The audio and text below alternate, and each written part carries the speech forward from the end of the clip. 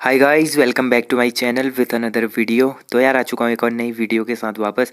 देखिए, जो हमारी सीरीज चल रही थी उत्तराखंड हिस्ट्री की, उसको कंटिन्यू करते हुए आज हमारा जो अगला टॉपिक है, इस टॉपिक में हम लोग बात करेंगे उत्तराखंड के प्रमुख आंदोलनों के बारे में। ठीक है, उत्तराखंड में जितने भी प्रमुख आंदोलन हुए उनके बारे में हम लोग चर्चा करेंगे। तो देखिए, इसमें जो पहला आंदोलन है इसको कहते हैं हम लोग गाड़ी सड़क आंदोलन। ठीक है, इसको हम लोग गाड़ी सड़क आंदोलन के नाम से जानते हैं। जो हुआ था 1938 से लेकर 1939 ईस्वी के बीच में होता है। इस आंदोलन का उद्देश्य गरुड़ से कर्णप्रयाग व लैंसडाउन से पौड़ी तक सड़क निर्माण करना था। ठीक है, अब जो गाड़ी सड़क आंदोलन हुआ था 1938 से लेकर 1939 तक, इस आंदोलन का मुख्य उद्देश्य क्या था? लैंसडाउन से लेकर पौड़ी तक और गरुड़ से लेकर कर्णप्रयाग तक रोड का निर्माण यानी सड़कों का निर्माण करवाना ही इस गाड़ी सड़क आंदोलन का उद्देश्य था। इसके बाद जो अगला आंदोलन था इसको हम लोग जानते हैं कुली उतार आंदोलन के नाम से। ठीक है, कुली उतार आंदोलन बेसिकली होता क्या था? जब ब्रिटिश अधिकारी जब किसी जगह यात्रा पर जाते तो स्थानीय लोगों को उनका सामान ढोना पड़ता था। कुली उतार आंदोलन ये होता था। बेसिकली उस टाइम पे जो ब्रिटिश प्रशासन था उसमें जितने भी ब्रिटिश अधिकारी होते थे उनको एक जगह से दूसरी जगह यात्रा करना होता था, तो वहाँ के जो स्थानीय लोग होते थे उनका सामान ढो के ले जाते थे। मतलब उनको उनका सामान ढोना पड़ता था, सामान लेके जाना पड़ता था। ठीक है, इसी को कुली उतार आंदोलन कहा गया था। इसी के खिलाफ लोगों ने आंदोलन किया था, तो इसी को जाना गया कुली उतार आंदोलन। इसके बाद जो सबसे बड़ा आंदोलन है कुली बेगार आंदोलन। अब देखिए, कुली बेगार प्रथा उस टाइम पे उत्तराखंड में काफ़ी ज़्यादा जोरों पर चल रही थी, तो इसी कुली बेगार को ख़त्म करने के लिए कुली बेगार आंदोलन चलाया गया। ये बेसिकली ब्रिटिश अधिकारियों का निःशुल्क सामान ढोना एवं बेगार देने के विरुद्ध हुआ था। अब जो मैंने ऊपर बताया था कुली उतार में कि ब्रिटिश अधिकारी जब किसी जगह से दूसरी जगह यात्रा कर रहे होते थे तो वहाँ के स्थानीय लोगों को उनका सामान ढोना पड़ता था। तो वही ब्रिटिश अधिकारियों का सामान फ्री में ढोना पड़ता था। अब ये फ्री में न ढोने को यानी इसको मतलब ख़त्म करने के लिए, इसके खिलाफ लड़ने के लिए उन्होंने आंदोलन चलाया जिसको कुली बेगार आंदोलन कहते हैं। बेसिकली कुली बेगार ये था कि जो फ्री में काम कराया जा रहा है उसके विरुद्ध इन्होंने आवाज़ उठाई थी। इसी को कुली बेगार आंदोलन कहा गया था। इसके बाद हम लोग पढ़ते हैं कुली बर्दायस आंदोलन। अब कुली बर्दायस आंदोलन क्या था? ये बेसिकली ब्रिटिश अधिकारियों के लिए स्थानीय लोगों द्वारा निःशुल्क भोजन की व्यवस्था करना। कुली बर्दायस आंदोलन के अंतर्गत ये जो कुली बर्दायस हुआ करता था, एक तो कुली बेगार में फ्री में उनका सामान इन्होंने ढोना पड़ता था एक जगह से दूसरी जगह तक, फिर उनके रहने के लिए, फिर उनके निःशुल्क भोजन यानी फ्री में खाना खाने की व्यवस्था भी इन्होंने करनी पड़ती थी, जिसको कुली बर्दायस कहा जाता था। इसी के खिलाफ जो आंदोलन हुआ इसको कुली बर्दायस आंदोलन कहा गया था। इसके बाद जो अगला आंदोलन है इसको हम लोग हलक आंदोलन, हलक बेगार के नाम से जानते हैं। ठीक है, हलक बेगार के नाम से इसको जानते हैं। इसके तहत निःशुल्क डाक पहुंचाना होता था। अब देखिए, जैसे फ्री में कुली बेगार के अंतर्गत फ्री में सामान ढोना पड़ता था और कुली बर्दायस के अंतर्गत फ्री में उनको भोजन और रहने की व्यवस्था करवानी पड़ती थी। हलक बेगार आंदोलन जो हलक बेगार था इसके तहत उनको क्या करना पड़ता था? निःशुल्क में डाक पहुंचाना होता था। अब देखिए, एक जो पोस्ट ऑफिस है, एक पोस्ट ऑफिस से दूसरे पोस्ट ऑफिस या एक गांव से दूसरे गांव में जो डाक पहुंचाना होता था वो फ्री में ये लोग काम करा करते थे। ठीक है, फ्री में ये हलक बेगार के अंतर्गत काम करना पड़ता था। जो अभी के टाइम पे पोस्टमैन का कार्य होता है उस टाइम पे लोगों ने फ्री में करा था। इसी को हलक बेगार कहा गया था। फिर देखिए कुंजनी बंद आंदोलन। ये वाला जो आंदोलन है ये काफ़ी इंपॉर्टेंट है, एग्जाम में पूछा जाता है। जो कुंजनी बंद आंदोलन था ये बेसिकली 1903 से लेकर 1904 ईस्वी के बीच में हुआ था। ठीक है, 1903 से लेकर 1904 ईस्वी के बीच में हुआ था। बेसिकली टिहरी रियासत में राजस्व करों में वृद्धि के विरुद्ध आंदोलन हुआ था जिसका नेतृत्व अमर सिंह ने किया था। अब देखिए, जो टिहरी रियासत में राजस्व जो कर लगाए गए थे, राजस्व करों में वृद्धि के जो ये विरुद्ध ये आंदोलन खड़ा हुआ था जिसका नेतृत्व अमर सिंह ने किया था। ठीक है, कुंजनी बन आंदोलन बेसिकली क्या था? जो टिहरी रियासत में राजस्व कर हुआ करते थे उनमें काफ़ी ज़्यादा उन्होंने वृद्धि कर दी थी। क्या कर दी थी? वृद्धि कर दी थी, कर बढ़ा दिए थे। ठीक है, राजस्व करों को बढ़ा दिया था, तो इसके विरोध में लोगों ने आंदोलन खड़ा किया था जिसका नेतृत्व किसने करा था? अमर सिंह जी ने करा था। ठीक है, इसके बाद जो अगला आंदोलन है इसको हम लोग जानते हैं खास पट्टी बंद आंदोलन। ठीक है, खास पट्टी बंद आंदोलन के नाम से हम इसको जानते हैं। तो देखिए, खास पट्टी बंद आंदोलन क्या था? बेसिकली 1906 से लेकर 1907 ईस्वी के बीच में ये आंदोलन होता है। इस आंदोलन में गढ़वाल क्षेत्र में हुआ था। ये आंदोलन कहाँ हुआ था? बेसिकली गढ़वाल क्षेत्र में हुआ था। इस आंदोलन में जनता ने वन अधिकारी सदानंद गैरोला को रस्सी में बांध दिया था। जो सदानंद गैरोला जी थे वन अधिकारी, इनको इन्होंने क्या कर दिया था, स्थानीय लोगों ने रस्सी से बांध दिया था। बेसिकली गढ़वाल क्षेत्र में ये जो आंदोलन था, ये आंदोलन हो रहा था वनों को लेकर, तो सदानंद गैरोला जी को उन्होंने रस्सी से ही बांध दिया था। अब देखिए उस टाइम पे काफ़ी ज़्यादा पेड़ों की अवैध कटाई होती थी और बहुत सारे पेड़ काटे जाते थे, जिसी के कारण मतलब क्या होता था, लोग आंदोलन करते थे वनों को बचाने के लिए, वनों के संरक्षण के लिए आंदोलन हुआ करते थे, जिनमें आपने चिपको मूवमेंट भी पढ़ा होगा, चिपको आंदोलन ना। तो ये उसी टाइम पीरियड पर ये सारे आंदोलन हुए थे। इसके बाद जो अगला आंदोलन है इसको हम लोग जानते हैं कोटा खर्रा आंदोलन के नाम से। अब देखिए कोटा खर्रा आंदोलन क्या था। इसके तहत तराई क्षेत्र में भूमिहीन किसानों को जमीन उपलब्ध कराना था। इसके तहत जो तराई क्षेत्र है, तराई भाबर वाला जो क्षेत्र हुआ करता था उस टाइम पीरियड पर, तो वहाँ पर जितने भी किसान हैं जिनके पास कोई भी भूमि नहीं है या थोड़ी सी भूमि है, तो भूमिहीन किसानों को वहाँ पर ज़मीन दिलाने का कार्य होता था कोटा खर्रा आंदोलन के अंतर्गत। ठीक है, इसके बाद हम लोग देखेंगे कंकोड़ा खाल आंदोलन। ठीक है, अब देखिए ये कंकोड़ा खाल आंदोलन क्या हुआ करता था। ये आंदोलन चमोली जिले में अनुसुईया प्रसाद बहुगुणा के नेतृत्व में हुआ था। अनुसुईया प्रसाद बहुगुणा जी के नेतृत्व में चमोली जिले में कंकोड़ा खाल आंदोलन हुआ था। अब इसके बारे में उतना डिटेल नहीं है। इसके बाद हम लोग पढ़ते हैं कनकटा बैल भ्रष्टाचार आंदोलन। कनकटा बैल भ्रष्टाचार आंदोलन क्या था। इसके तहत अल्मोड़ा के बड़ियार रैत गाँव में बैल के दोनों कानों को काटकर उसकी बीमा राशि हड़प लेने के विरोध में यह आंदोलन हुआ था। वहाँ के जो भी स्थानीय लोग थे या कुछ लोगों ने क्या करा था, एक जो बीमा वाले जो बैल होते हैं उनके दोनों कान काट के उसको मृत घोषित करके उसके दोनों कान काट के जो बीमा की राशि होती थी उसको पूरा हड़प लिया था। अब ये कितना भ्रष्टाचारी कार्य था, इसीलिए इसको कनकटा बैल भ्रष्टाचार आंदोलन का नाम दिया गया था। फिर इसके बाद शराब विरोधी आंदोलन हुआ था। इसके तहत उत्तराखंड संघर्ष वाहिनी ने 1984 ईस्वी में नशा नहीं रोजगार दो का नारा दिया था। अब देखिए हर जगह शराब की मात्रा काफ़ी ज़्यादा बढ़ रही थी, शराब बेचने और पीने वालों की जनसंख्या काफ़ी बढ़ रही थी। तो इसी के तहत उत्तराखंड जो संघर्ष वाहिनी थे, इन्होंने नशा के विरोध में जो आंदोलन किया था, इसमें इन्होंने एक नारा दिया था, नशा नहीं रोजगार दो। ठीक है, नशा नहीं रोजगार दो का इन्होंने नारा दिया था। फिर देखिए विश्वविद्यालय आंदोलन, इसके तहत 1973 को राज्य में गढ़वाल विश्वविद्यालय व कुमाऊं विश्वविद्यालय की स्थापना हुई। अब देखिए विश्वविद्यालय आंदोलन चला, इसी के तहत क्या हुआ, कुमाऊं में कुमाऊं विश्वविद्यालय और गढ़वाल में गढ़वाल विश्वविद्यालय की स्थापना हुई थी। अब इसके बाद जो अगला आंदोलन है इसको हम लोग जानते हैं ढुंगी पैंतोली आंदोलन के नाम से। ढुंगी पैंतोली आंदोलन के नाम से हम लोग इसको जानते हैं। अब बेसिकली ढुंगी पैंतोली आंदोलन क्या था। इसके तहत चमोली जिले में बांज के जंगल काटने के विरोध में हुआ था। अब देखिए उस टाइम पीरियड पर चमोली जिले में क्या हो रहा था, चमोली नहीं और भी जिलों में जैसे टिहरी है, बहुत सारी जिलों में बांजों के पेड़ों की अवैध कटाई हो रही थी। बांज के पेड़ों की अवैध कटाई हो रही थी काफ़ी ज़्यादा मात्रा में। तो इसी के विरोध में चमोली के लोगों ने क्या करा था, जंगल काटने के विरोध में ये आंदोलन करा था, जिसको ढुंगी पैंतोली आंदोलन के नाम से जाना गया।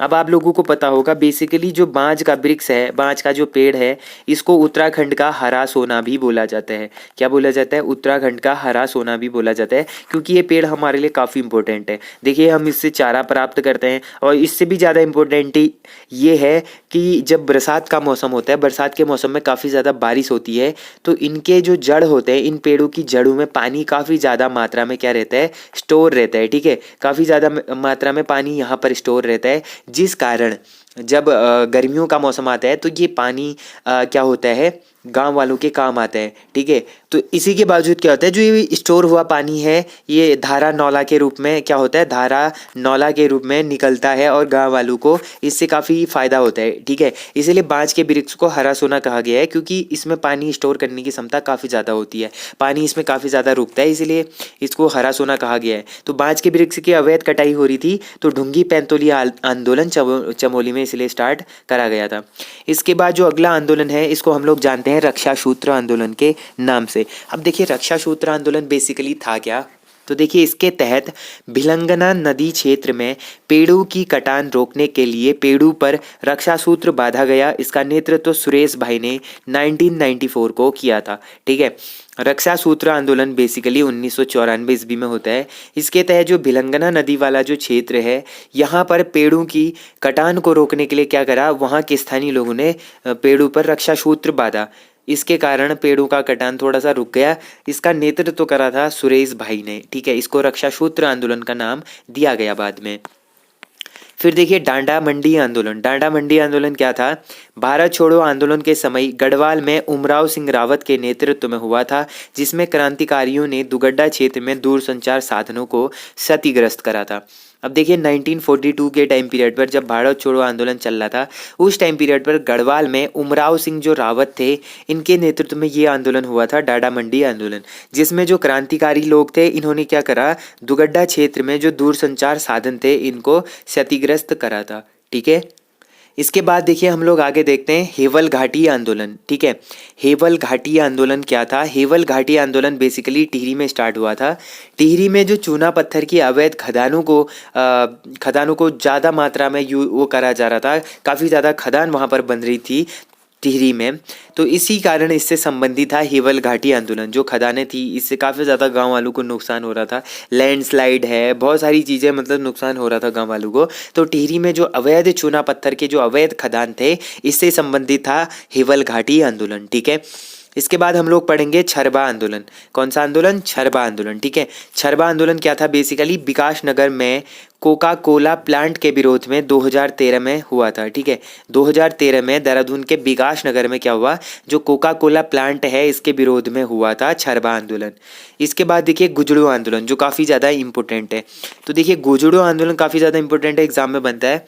गुजड़ू को गढ़वाल का बारदोली भी कहा जाता है। अब देखिए कुमाऊं का बारदोली किसको बोला जाता है? सल्ट क्षेत्र को। ठीक है, जो सल्ट क्षेत्र की घटना हुई थी, सल्ट क्षेत्र को कुमाऊं का बारदोली कहते हैं, और गढ़वाल का बारदोली बोला जाता है गुजड़ू को। ठीक है, गुजड़ूगढ़।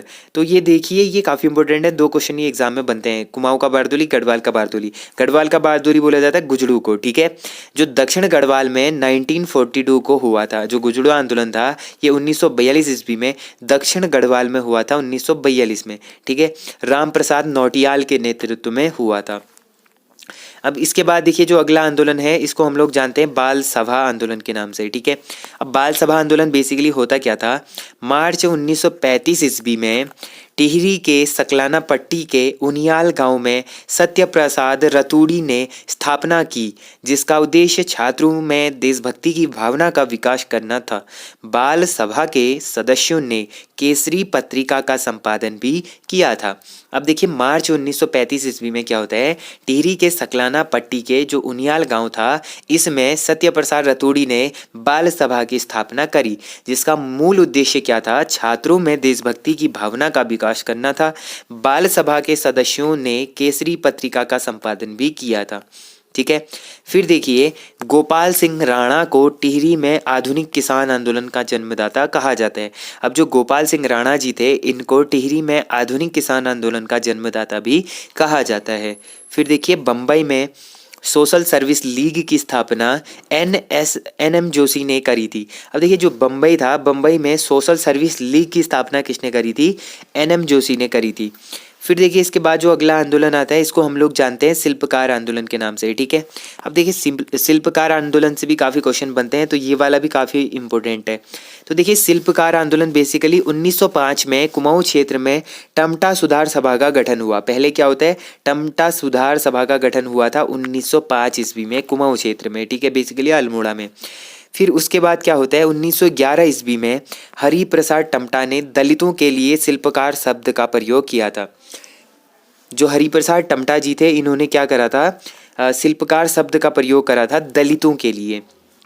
ठीक है, अब इन्होंने जो शिल्पकार शब्द का प्रयोग करा था वो 1911 में करा, लेकिन 1921 में इसको 1921 से 1932 के बीच में इसको मान्यता प्राप्त हुई। ठीक है, दलितों के लिए सरकारी रिकॉर्ड में तो शिल्पकार 1921 में लिख दिया गया, लेकिन 1932 को ही इसको मान्यता मिली थी। ठीक है, 1921 को सरकारी रिकॉर्ड में इसको लिखा गया और 1932 को मान्यता प्राप्त हुई, और 1911 में हरिप्रसाद टमटा ने शिल्पकार शब्द का प्रयोग किया था। हरिप्रसाद टमटा टमटा जी की बात करें तो ये 1945 से लेकर 1952 ईस्वी तक अल्मोड़ा नगर पालिका के अध्यक्ष रहे थे। ठीक है, 1945 ईस्वी से लेकर 1952 ईस्वी तक अल्मोड़ा नगर पालिका के अध्यक्ष रहे थे हरिप्रसाद टमटा जी। फिर देखिए 1931 ईस्वी में कुमाऊं शिल्पकार सुधारणी सभा का गठन होता है अल्मोड़ा में। ठीक है, कुमाऊं शिल्पकार सुधारणी सभा का गठन हुआ था अल्मोड़ा में। फिर देखिए संयुक्त प्रांत में अस्पृश्यता विरोधी समिति का चेयरमैन हृदयनाथ कुंजरू और गढ़वाल के लिए अध्यक्ष मुकुंदीलाल को चुना गया था। ठीक है, अस्पृश्यता विरोधी जो समिति बनाई गई थी इसका चेयरमैन हृदयनाथ कुंजरू को बनाया गया था कुमाऊं में, और गढ़वाल में बनाया गया था मुकुंदीलाल। तो ये था शिल्पकार आंदोलन। बेसिकली उस टाइम पीरियड पर काफ़ी ज़्यादा जातिवाद, छुआछूत, अस्पृश्यता, ये सारी चीज़ें ज़्यादा मात्रा में उस टाइम पीरियड पर होती थी। तो इसी के लिए 1905 ईस्वी में क्या करा था, टमटा सुधार का गठन हुआ। और इसी के बाद 1911 ईस्वी में, ठीक है, 1911 ईस्वी में जो हरिप्रसाद टमटा जी थे इन्होंने दलितों के लिए शिल्पकार नामक शब्द का प्रयोग किया। ठीक है, शिल्पकार नामक शब्द जोड़ा था जिसको 1921 ईस्वी में, कब, 1921 ईस्वी में सरकारी रिकॉर्ड में दर्ज करा गया। कब दर्ज कराया था, 1921 में सरकारी रिकॉर्ड में इसको दर्ज कराया गया। लेकिन 1932 ईस्वी को इसको मान्यता प्राप्त होती है और उसके बाद ही इसको लिखा जाता है सरकारी दस्तावेजों में। ठीक है, तो इस तरीके से हमने सारे जितने भी आंदोलन थे 15-20 इंपॉर्टेंट आंदोलन, इनको हम लोगों ने पढ़ लिया है। ठीक है, तो आज के लिए हम लोग इतना ही रखते हैं। इसके बाद जो अगला सेशन होगा वो उत्तराखंड में जो आंदोलन है, समाचार पत्र है, मतलब भारत की स्वतंत्रता आंदोलन में उत्तराखंड के समाचार पत्रों का क्या योगदान था वो रहेगा। और उसके बाद हमारा रहेगा उत्तराखंड इतिहास में जो विविध होगा, मतलब जो सारी चीज़ों का एनालिसिस करके जो चीज़ें छूट गई थी उनको हम लोग करेंगे। इस वीडियो के बाद केवल 2 ही वीडियो आएगी। ठीक है, इस वीडियो के बाद केवल 2 वीडियो आएगी। इसके बाद हमारा पूरा उत्तराखंड हिस्ट्री कंप्लीट हो जाता है। जिन लोगों ने इससे प्रीवियस 22 वीडियोस नहीं देखी तो वो लोग प्लेलिस्ट में जाकर चेक कर सकते हैं। हमारा फाइनली उत्तराखंड हिस्ट्री परसों को कंप्लीट हो जाएगा। तो देखिए आज के लिए इतना काफ़ी है। होप करता हूँ आप लोग को ये वीडियो पसंद आई होगी। वीडियो पसंद आई, वीडियो को मेक श्योर लाइक जरूर करना। जो लोग चैनल पर नए हैं चैनल को सब्सक्राइब जरूर कर देना। तो मिलते हैं ऐसे इंटरेस्टिंग और अमेजिंग वीडियो के साथ। तब तक के लिए अपना ध्यान रखिए, पढ़ाई करते रहिए। Take care and bye bye.